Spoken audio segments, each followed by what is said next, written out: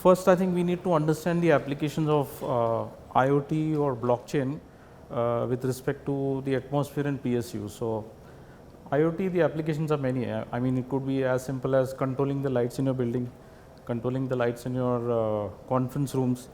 So, what we see nowadays is so there are two aspects. One is creating different lighting scenes within the room, or it could be as simple as energy management. So, use sensor based lighting systems, use lighting systems with the help of natural light, so which is called daylight harvesting. Now the thing is, we need to avoid manual element in this. So no controlling of lights, no buttons to be pressed to switch on or switch off lights. So the simplest way of doing it is measuring the natural light available. So a lot of buildings you see nowadays have glass facades, so you have lights coming in naturally, and then there's a rule for how much light you need. Like we have set up these lights. These are extra powerful, so they are like 700, 800,000 lumens, because we need to capture the faces precisely, which also reminds me of an application of video conferencing or collaboration basically. If you remember, the entire world was surviving on video in the last 3 years. So people had the urge of connecting. What is more important for we humans is we need to connect. Now the simplest way is connecting on audio, but to have that feel, and especially when people are not meeting each other, I think it was more important to connect on video. So the simplest form is maybe connecting on WhatsApp, but you don't get that clarity, you don't get that feel. It's like a one-on-one communication. But if you have to do a group communication, we need to have a room. We need to have a room which is ready for communication, have mics and all.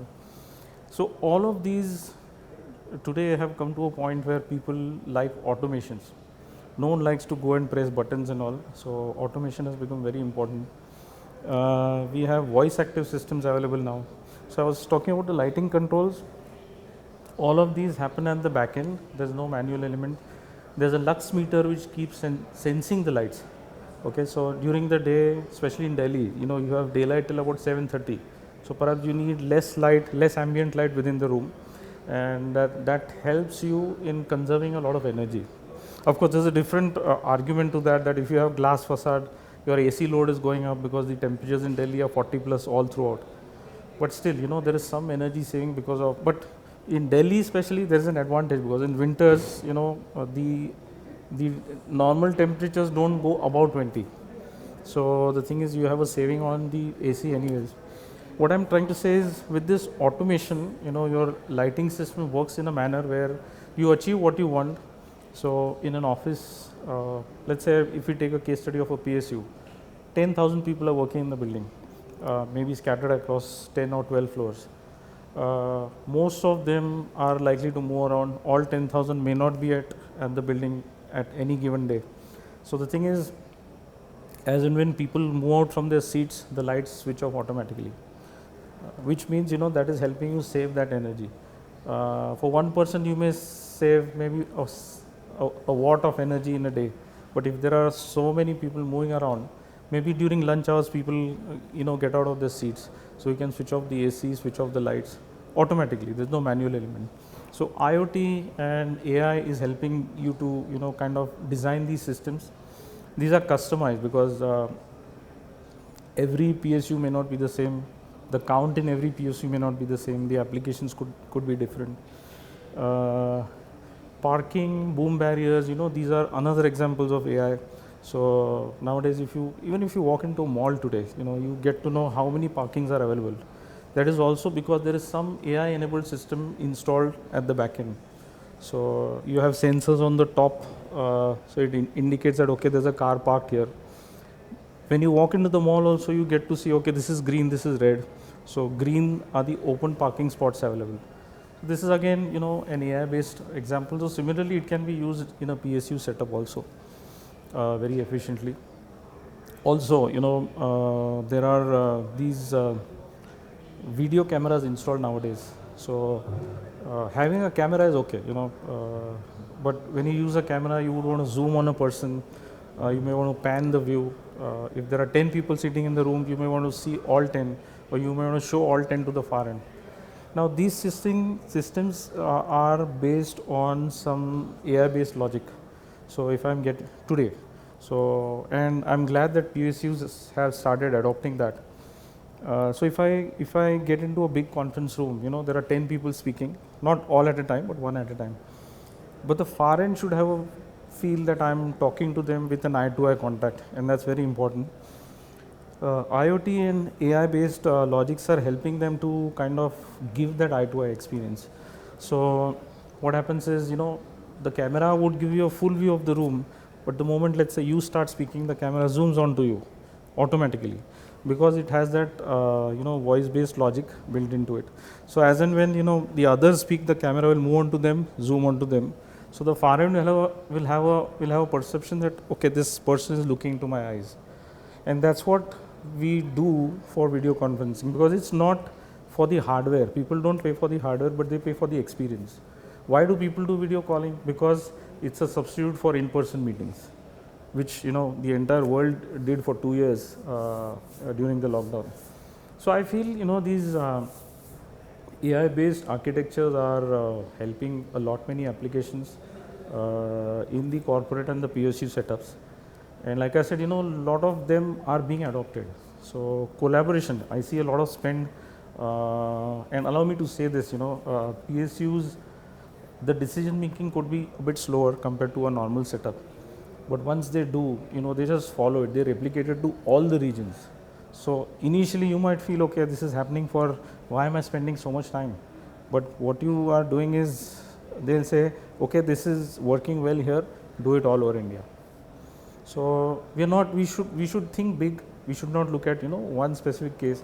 If there are POCs to be done, like proof of concept rooms, let people use the technology. Once they start liking what they see, they'll definitely spend money and deploy. I hope I've answered all of that. Sure. So I mentioned about LMS, lightning management systems, earlier. I also mentioned a lot of spend on collaboration. A lot of money is being spent on communication and collaboration, if I can say so. So communication is one-on-one. It could be one person talking to another person at a different location globally. And then there is group collaboration also. So applications like training, or nowadays people do a lot of town halls. So the CEO addressing the person once in a month. But the thing is, now people want town halls to be two-way. So see, in a communication, if you do RF communication, it's one way. So if you look at the army guys speaking to each other, they have a certain frequency. So they speak, one person speaks, he stops, and the other person speaks. So it could be two-way, but it's not like online, according to me. So I feel there's a lot of spend happening on collaboration today. The trend specifically I see is, let me go back a bit. People were spending on hardware. So there were, I don't want to name companies, but hardware based video collaboration systems were used in the last decade, I would say. But especially after the lockdown, people saw the importance of simpler platforms, easier platforms, software based platforms. To name a few, it could be Microsoft Teams, Zoom, I can name them. And there are many, Google Hangouts, like spoke about the WhatsApp calls. Those are perhaps the simplest way of connecting. But the moment you get into a corporate or a PSU setup, we need something which is license based, because data security is very important. People want to have all of these systems on premise. So there's a debate going on. I mean, people may invest on cloud solutions and on premise, but the thing is, there was a time when people were paying, say, X amount of hardware for investing in these video collaboration systems. Today, with these soft VC platforms, it has become simpler. It has become like a plug and play. I have that license on my laptop. I'm sitting in a Starbucks. I'm connecting with my team. It's as simple as that. I need some data, maybe data from my phone. That's it. The bandwidth requirement has gone down, and collaboration has become simpler. So if you look at the cost, what was deployed 10 years back, in that kind of money, you can deploy video collaboration setups for maybe 20 rooms. So the thing is, I always say, collaboration has gone from classes to the masses. Earlier, maybe the top CXOs, directors, CTOs, they were using video, but today it is being given to anyone and everyone. If there are 10,000 people in a company, at least 6 to 7,000 amongst them would have these licenses to connect on audio and video. So I feel, and I cannot name that PSU, but we are doing a deployment for a company right now, and they are Delhi based. We did one for them in Delhi. They deployed that in their boardroom. Today we are doing 27 locations for them. So they just liked it, and they said, that's why I said, it could be slow initially. You make them believe in that product, you allow them to use that product, they'll happily use it, and if they see value, they have the bandwidth to deploy that in terms of money, budgets, and the intent. So with that, I feel, like we did successfully of these 27 locations. Their plants, factories are connected. So today they are traveling from plant to Delhi, and they have plants in places like Gujarat, the coastal Gujarat, Paradeep in Orissa. So all these remote locations can be connected on a single call. So when they have a town hall, all of these 27 people are on a call. So the best thing is the CMD or whoever is addressing that town hall, he connects to everyone seamlessly, and it's a two-way communication, like I mentioned. So of course, there has to be some etiquette to be followed, because everyone cannot speak at the same time. But to make that call successful, if we have all of these 27 on call, we can ask people to connect one-on-one. The best thing is all of that is being heard by everyone. So I may have a query on something, someone is already talking about that. So with that, I feel the knowledge is also being shared, and the communication becomes seamless. They get a feel of seeing each other. They need not travel to Delhi. So I feel that is the big spend, and as I see it, it will continue for the next at least 3 to 5 years. ETPSU, for me, it was perhaps the first time. We do participate in these kind of shows, but this is more of an event, and I'm glad. Thank you, because you are getting the buyer and the seller together under a single umbrella, which is very important. I'm not too sure about how many numbers we have got today, how many eyeballs we have got today, but at least close to 150 or 200. Now the thing is, for me to get to these 150 or 200 would have taken 6 months to a year, but at least I have some visiting cards where I could start a dialogue with these people. I'm sure the conversion could be 20, 25, 30% for us from the sales point of view, but that's not the intent. The idea of coming here was having a bigger exposure, so that and personally for Actis, if I can say so, our engagement with PSUs is not that great. So for us, it was imperative to start on a platform like this, so that the PSUs can see us easily, and that's why I thought you guys have done a great job here, because for us it was like talking to these 150 people together in one day, which is otherwise it could have taken me 6 months to a year. So overall, it was organized very well. Allow me to say this. I have that perception for PSUs, so I thought, theek thak event hoga, but it was very good, very well organized. I saw those tea counters all over. So people were roaming around. They could see, apart from what was happening in the two halls, they could step out a bit. They could interact with people over a cup of tea.